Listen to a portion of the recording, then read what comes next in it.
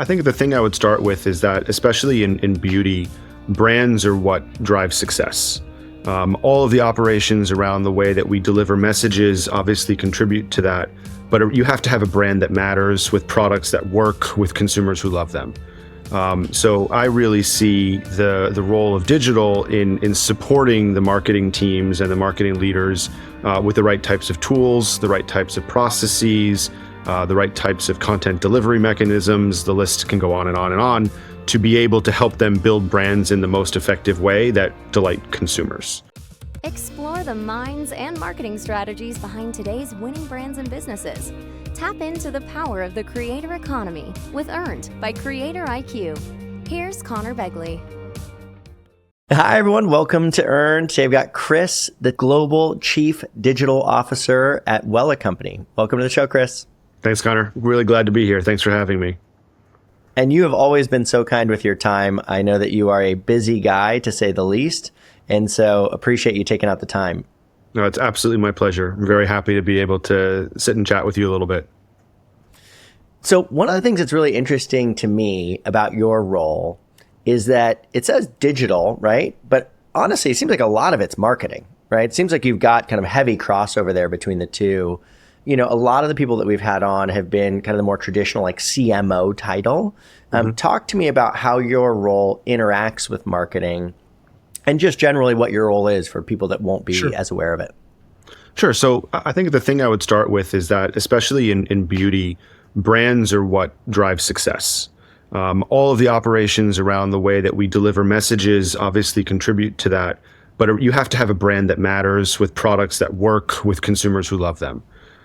So I really see the role of digital in supporting the marketing teams and the marketing leaders with the right types of tools, the right types of processes, the right types of content delivery mechanisms. The list can go on and on and on, to be able to help them build brands in the most effective way that delight consumers. So at least within Wella and within my role and my team's responsibilities, we're really there to help enable amazing brand building wherever those brands need to be built with whatever consumers those brands are relevant for. So that kind of informs the philosophy and the way that we're organized and the way that we work really closely with the marketing teams. I work very closely with our CMO, but even more in particular with the brand leaders and with the marketing teams that are in our markets, in the countries, on the ground. Because our business is very much a country-led business. The retailers are in the countries, the brands come to life with consumers in the countries. So we work very closely with them as well. And then to your question about what is really Wella Digital and what does the CDO and my team do, we're really looking at it from an enterprise level. We cover off on all the support for digital marketing, all of our MarTech and AdTech. We work very closely with the e-com leaders in the markets. And then we also focus in on enterprise data and measurement. Digital at Wella is a reflection of what Wella's business needs are. And that's something that I find really consistent with digital roles and CDO types of roles, is digital means something different for every single company based on what their needs are and what their transformation needs are. But we really focus on how are we helping the company from end to end achieve its transformation goals and really capture the types of growth that we're seeing in digital channels, especially in e-commerce channels. Yeah, I mean, when you came in 2019, it feels like that was kind of your like, this is your job, this is your goal, like to digitally transform or evolve COTY, exactly. And now Wella, right, which spun out of COTY. I'm curious, when you stepped in 2019, what were the areas you're like, oh shit, we got to up level here, here, and here? And like, what are the, are there any things now that you're 4 or 5 years into it that you're like really proud of? You're like, we crushed X, Y, Z. Yeah, so I think, and you're completely right. When we started, my role was actually titled Digital Transformation, because the goal was really to transform what was at the time the professional beauty business of COTY, which has now expanded and become the Wella company since 2020. The biggest area of focus was really transforming the way that we drive demand with our consumers. And the reason for that is because our business historically has been very B2B focused. The majority of our sales were transacted in salons with hairdressers either the color that gets applied to the consumer's head during the consultation and the visit, or the shampoo, conditioner, treatment products, nail care products that would be taken home or purchased offline outside of the salon experience. So we had to really shift our demand creation model from that more B2B demand creation model to something that addresses both those professionals, because they're the heart of our business. They're the reason why the products are so great, because we test them with them. But then also expand to consumers, because obviously there are many more end consumers than there are hairdressers in the world. It's really shifting from that more B2B model to something that's more blended B2B2C type of model. Yep. And that was one of the big areas of focus. The second one was e-com. Again, because we were more historically B2B, our presence on consumer e-commerce platforms like Amazon, or even with Ulta or with Boots here in Europe, was not as mature as it needed to be. So that was another area where we really needed to accelerate. And then the third one was in the upskilling of our people, training them on those digital demand creation methodologies, on the tools that they need to use in order to be able to manage them effectively. Things like Google Analytics or Adobe Analytics, Sprinkler, Tribe, etc. These things are all really important capabilities that our people need to be fluent in a way that's relevant for their role and for their responsibility. So it's really those kind of three areas that we really focused on. And I would say there's probably, at a high level, two things I'm really happy about, maybe three, because there's always going to be a longer list, but two or three things that are pretty exciting. One is the e-commerce growth. We've been growing since we've decided to make this shift and really put focus on it. The business is growing well ahead of the market, usually on average more than twice as fast as the market, which by definition means we're gaining market share, which is great. Yep. It's really exciting for us. And it's become a very substantial portion of our business. We don't disclose the actual figures because we're a private company, but we've gone from low single digits to mid double digits in the period of 4 or 5 years now. So it's something that I'm very proud of, the teams are very proud of, and is something that we still see is going to be an even bigger accelerator for us in the next couple of years. The second thing I would say is also tied to e-com. We have a B2B e-com business on Wella Store that used to really just be a reorder platform for our customers.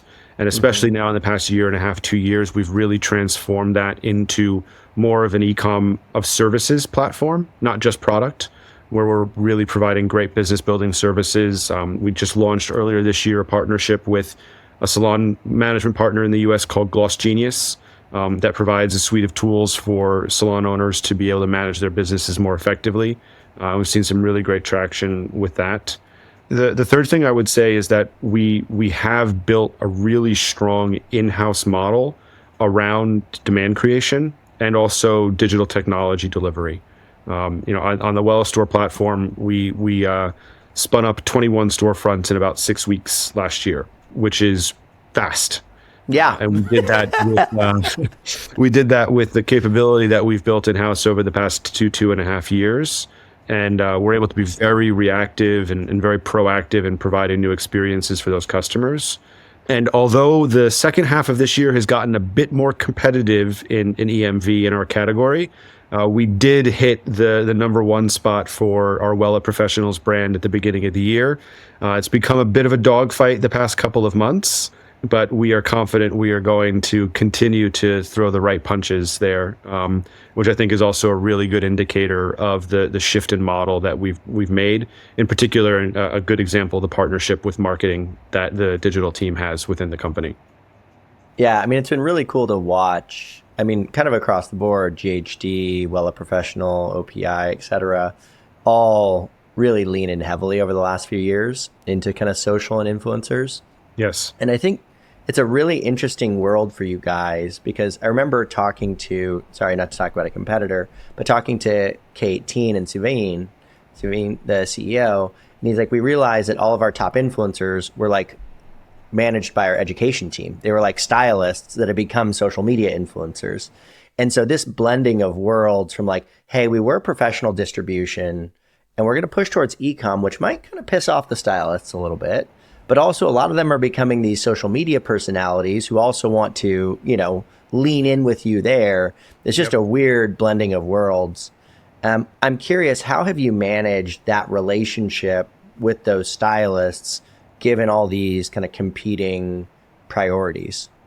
So it's a really, really prescient point, and it's something that we have deeply in mind. I'm just going to emphasize again, the heart of our industry are the hairdressers and the nail technicians that are hands-on hair or hands-on nails working with consumers every single day. They're the lifeblood of the industry, so we need to make sure that we are able to support them in the best possible way. It's one of the reasons why I like this business, because if a hairdresser does well, we do well. If a nail technician does well, we do well. So it's one of the reasons why I'm drawn to this category. The tension there is challenging because it's not just a tension between us as a company or K18 as a company and our hairdressers. It's a change in the society. It's a change in channel. It's a shift in channel that's happening all around the world and is more pronounced in certain places than others. Our focus is really on how are we providing those hairdressers, those small business owners, the tools that they need to help grow their business, regardless of that channel shift. How are we helping them educate themselves in social media marketing? How are we helping them find customers via their social channels? And then helping them understand that the category is growing really fast. The premium hair category is one of the fastest growing categories in beauty right now. There are people who are talking about things like the skinification of hair, but we are seeing those kinds of trends, those 2018 through 2019 skincare rapid acceleration trends. We're starting to see that in premium hair care. And we need to capture that. And we need to get more of our products in consumers' hands, on consumers' heads, on consumers' nails, whatever it might be, and use that as a way of driving people into the salons as well. Because some of the looks are just not achievable at home by the average consumer. And the role of the hairdresser or the role of the nail technician is just as relevant today as it was before COVID, as it was 10 years ago. So our focus is, how are we helping them build their business? And how are we doing that in a way that is a true Wella partnership, Wella with the salon owner, Wella with the hairdresser, in a partnership fashion? It's critical for us. I'm curious, how are you, from a social perspective, are there any particular things that you think have worked really well that have helped them lean in or get better at making that a channel for themselves? And then, one of the patterns I've noticed across brands that have done this really well is they go, hey, we've got this big platform, right? Like I'm Wella, I've got a huge audience. And so if I take you and highlight you to that audience, it's going to drive business for you, right? Exactly. So I can use, has there been any particular things that you think have worked really well for you in terms of leveraging social to build those relationships? Well, I think, and this is going to be a very Captain Obvious comment, but it's something that we did years and years ago at this point, but is, I think, critical and always bears repeating every time this question gets asked, is own the relationship yourself. And that, I think, is a really, really critical component, because the human element is relevant in almost any category, but in professional hairdressing and professional nail art, the relationship between the hairdressers, but also between the hairdressers and our sales reps, our educators, our marketers, is also absolutely, absolutely critical. So it's a basic point, but I think it's a really, really important point. And what we've done is we've done a lot of what you said. We've leveraged the global events that we have. We've leveraged the global platforms that we have to help celebrate the industry. And I think that's something that comes across clearly to hairdressers, is that we're very clearly invested in the growth of this industry. We're the only global multi-brand player that is really purely focused on professionally credentialed hair and nail products. So as goes the industry, goes us. So we're really invested in helping them grow and leveraging the platforms that we have to demonstrate that to them. And then we do also, of course, very more tactical things like affiliate partnerships, where we're able to very clearly demonstrate to them that their ability to drive sales, their ability to drive traffic. And that's something that I expect we're going to be doing more and more of, because it just works. And it helps us put that individual on a pedestal and showcase their excellence, furnished by the excellence of our products and the excellence of our education, which I believe are the best in the world, of course. But it's really focusing in on that human connection and helping them understand how it can be a tool for them to grow their business and grow their presence as well. Not everybody wants to have a huge presence, but if you own a business, you want your business to be successful. So it's not about making every hairdresser an influencer or a creator, but it's helping every hairdresser and every one of those business owners understand how social tools can help them grow their business, manage their business, and create the life for themselves that they're looking to create. Well, and that becomes a story that people tell each other too, right? It's like, Yep. oh my God, did you hear Wella highlighted so-and-so and they, it increased their business by 50% or whatever it is, right? Like those are the stories that get told. And it Yes. creates a very powerful reputation of like supporting the businesses that ultimately are supporting you, right? Exactly. And so, even if you can't hit all of them, and even if not all of them want to be social media influencers, your ability to help them is super critical. Yes. Yeah, they're a very talkative bunch. They like to share. It's good when we do something that they're happy about. They definitely share that information. It does seem to be a prerequisite of being a hairstylist to be like, you have to want to talk to people because people are going to talk to you. So like the introverted hairstylist is going to have a tough time for the most part. I have yet to meet one. On that topic of skinification of hair, it's been interesting watching, right? So Beyonce just launched a hair care line. Rihanna just launched a hair care line. I actually don't know if their distribution's professional or not. I'm not sure. That's obviously happened big in skincare and makeup and really hasn't happened in hair care yet. Have you been paying attention to those launches at all? Anything that you thought was particularly interesting or notable? I haven't done as much research as I probably should. Yeah, I think it's very interesting. I like looking at those types of brands because they tend to innovate in things like packaging design quite a lot because they invest a significant amount of money into it. So we absolutely watch that. We watch that from a consumer perspective. We also watch it from a professional perspective. We leverage our network of hairdressers and salons around the world to have almost a panel that we're able to tap into on a regular basis to talk to them about their thoughts about those types of entrants. From my perspective, new brands that grow the category are always great. Because a growing category is a great category to be a part of. Those brands are really more focused on direct to consumer right now. Yep. And some very limited physical distribution. So we don't really see them encroaching into the professional space right now because there are really specific needs to the professional environment in terms of size of packaging, durability of something like a pump. It's very different washing your hair once a day than washing 15 people's hair every single day. So there just needs to be a certain level of durability and strength to even just things like the pump that we need to pay attention to.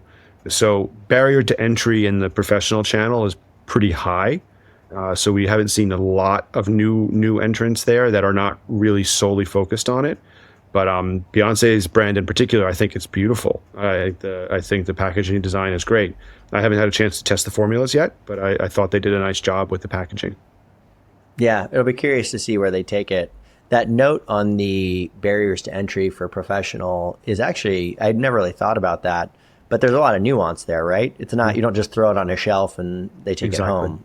There's a significant amount of training that goes into it. Especially on the color side, you have to go to school to really learn how to mix color and apply the color. It's really a craft in that respect. Yeah. So one of the other things that you've gone through that I think very few people have gone through is this whole kind of spin out, right? So, you joined COTY, and COTY has a variety of brands, primarily fragrance and hair, right? Like those are the two big categories, and nail to a certain degree. Yeah. And then they spin out the kind of in a $4 billion deal, spin out the professional division, which is the hair, the nails, etc. Did you know that was going to be a thing when you joined? And then secondly, what was that process like? What did you learn about that process? Because again, it's just not something that most people have gone through.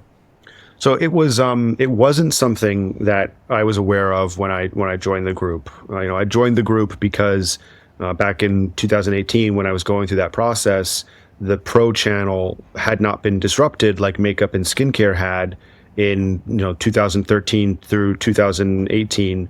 There was huge disruption from those D2C entrants into makeup and to skincare, and that hadn't happened in professional. So this was an opportunity to kind of ride a wave of disruption, take the learnings that I had from my previous experience, and help transform this business.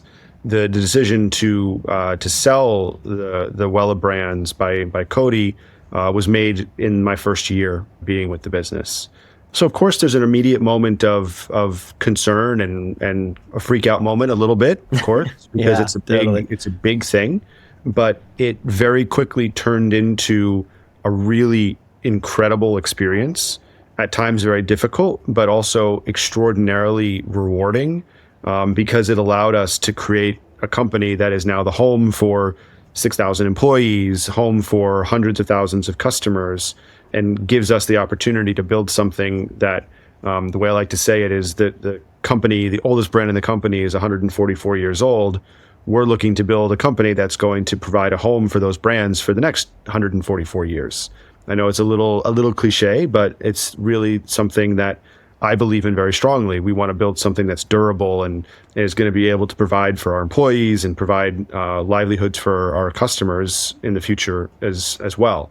So very, very rewarding experience. It's something that we managed almost completely during COVID.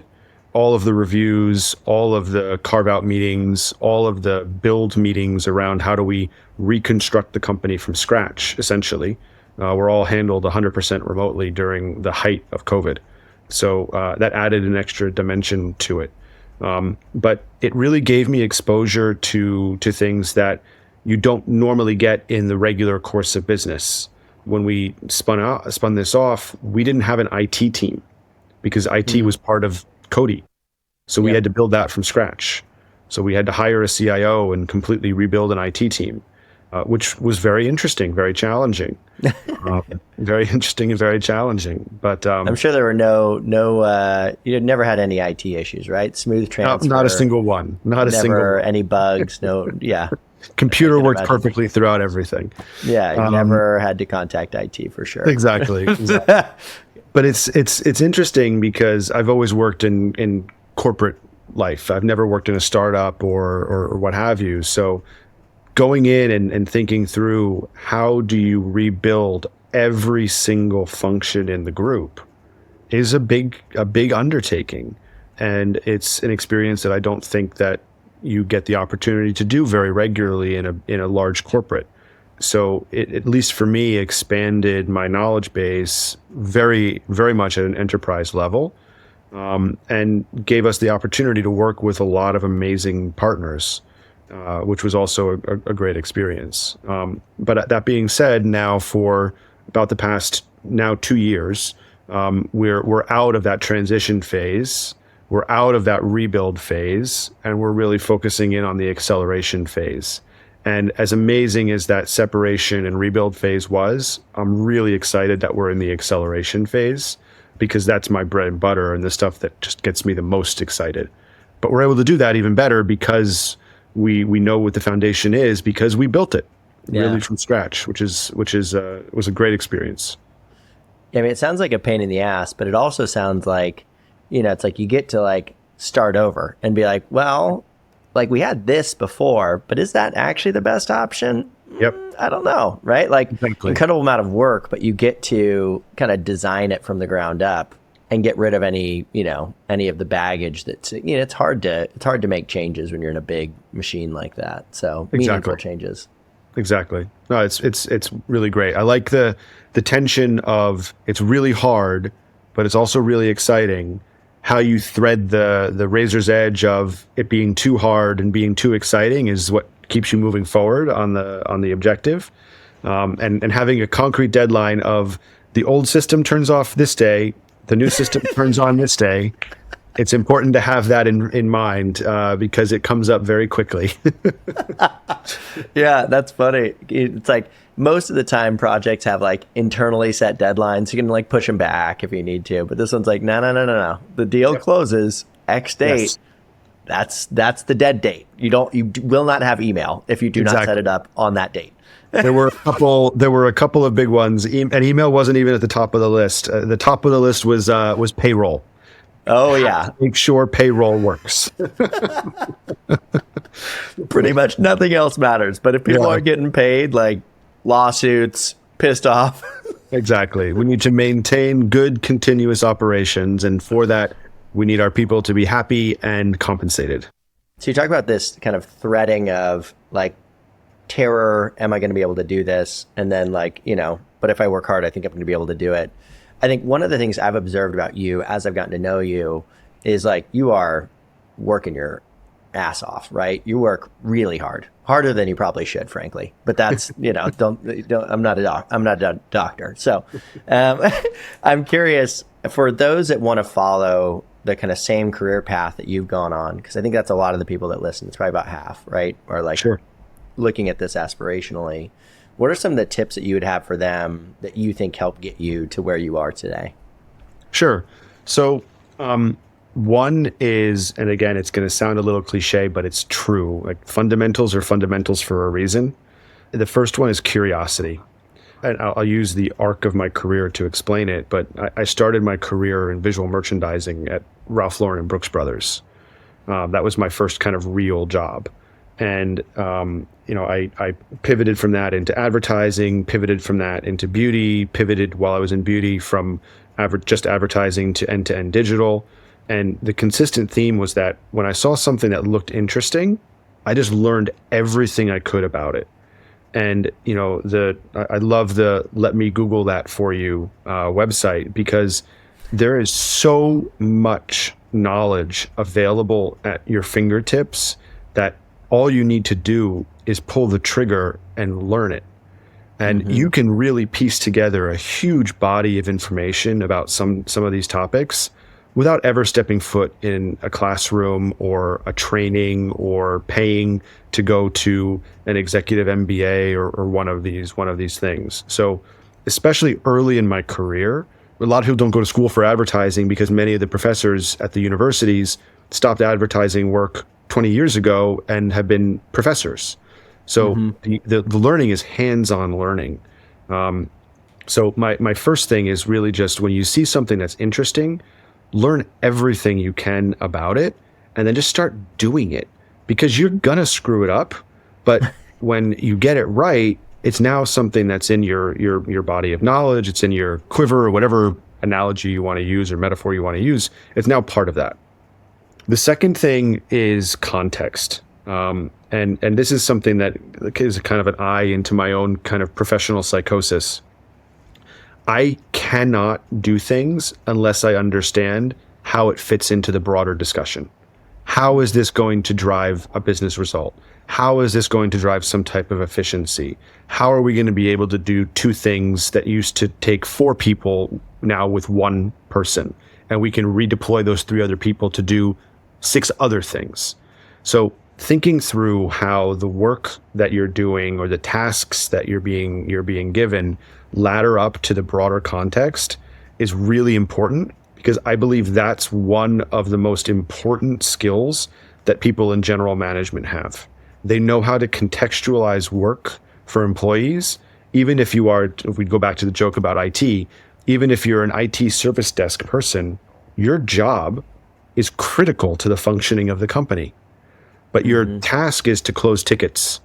So if you don't have a leader that's helping you understand how your ability to keep the company functioning is bigger than having the lowest call time and the highest customer satisfaction rate, then you're always going to feel like you're not necessarily part of the company. You're just part of the IT team. And that's where being able to give that individual context, I think, is really important. So curiosity and context, I think, are probably the 2 biggest things. And then the third, I would say it's kind of tied to both of them, is talk to everyone, especially when you're in a larger organization. It's maybe different when you're in a smaller startup or a smaller company. But random conversations with people help you learn by osmosis, which just broadens your knowledge base and helps you connect those dots about the work that you're doing and how that might contribute more broadly, or how there might be things that you've not been asked about yet, but you've come up with on your own and can create value for yourself, create value for your group, create value for your company as well. And then to the point about working too hard is this is going to be like the 4 C's of Chris C, but the fourth one is going to be exactly is compartmentalize. I follow a really strict calendar where I have time that I work. I have time that work is very clearly delineated against something as simple as answering emails. And then I have time that's very clearly blocked where it's no touch Chris time. And I'm able to manage it in that kind of time boxing, management calendar style of approach. And that helps. The key there is to not become overly wed to it, because there will always be something that blows up your calendar once in a while. But that approach of blocking things out, it really, really helps me. Yeah, I do the same thing. I try to. It's like I've started writing. It's like, okay, there's a time block every day. Now, I don't keep it all days, right? Exactly. A lot of the times I do. And I think having structure is valuable. I'm not perfect at it, but I do live and die by my calendar. It's the way that I do things. And I think, well, you can see it working because your creator facts are a hit on LinkedIn. So they're working so far. We'll see. I will tell you though, I have gotten so much empathy for the people that do this as their jobs primarily, or even just that do it similar to me, like on a part-time basis, where it is a treadmill. It is like, it's like, okay, great. Like, had a great quarter last quarter. I tracked the data, but didn't really kind of vacationed in July, wasn't posting as much. Numbers are down. I'm like, fuck. Like, I feel like I'm failing. And it's like, and it's because I took a couple of weeks off. It's it's no joke. Got to schedule those posts, man. Oh, man.